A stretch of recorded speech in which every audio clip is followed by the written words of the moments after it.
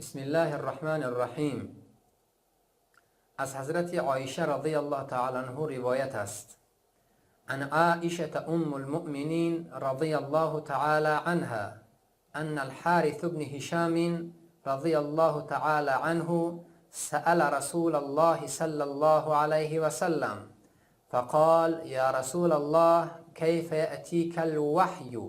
فقال رسول الله صلى الله عليه وسلم احيانا يأتيني مثل صلصلة الجرس وهو أشده علي فيفصم عني وقد وعيت عنه ما قال، وأحيانا يتمثل لي الملك رجلا فيكلمني فأعي ما يقول.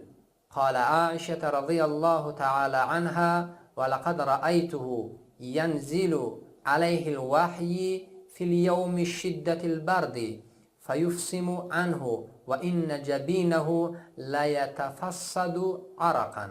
رواه البخاری. از حضرت مادرمان عایشه صدیقه رضی الله تعالی عنه دختر ابوبکر صدیق روایت شده است. روایت شده است که حارث بن هشام از رسول اکرم صلی الله علیه و سلم پرسیدند و گفتند: یا رسول الله، وحی بر شما چگونه نازل می شود؟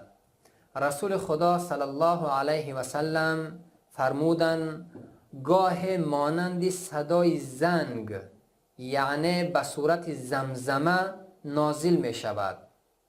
و این روشی که به صورت زمزمه نازل می شود، این روش سختترین نوعی وحی است.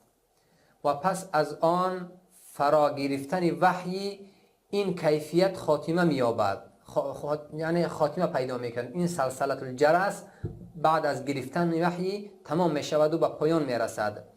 گاهی هم فرشته وحی را به صورت انسان می‌آید. فرشته وحی به صورت یک انسان، مثل یک انسان نزد می‌آید و برای من وحی می‌آورد و با من سخن میگوید و من گفته‌هایش را حفظ میکنم. حضرت عایشه رضی الله تعالی عنها میگوید: در فصل زمستان و شدت سرما خیلی زیاد بود.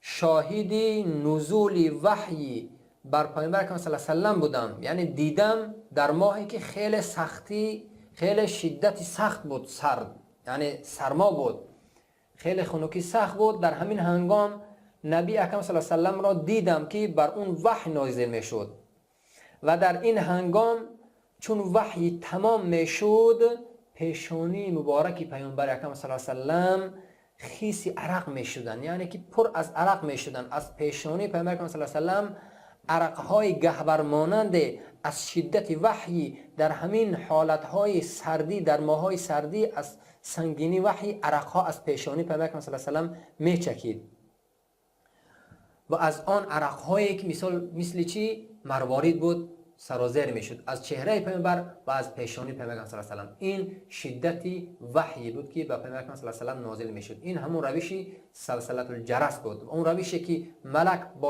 با شکل یک جوان یا یک شکل یک انسان می آمد. اون روشی آسان و خوبه بود. و السلام علیکم و رحمت الله و برکاته.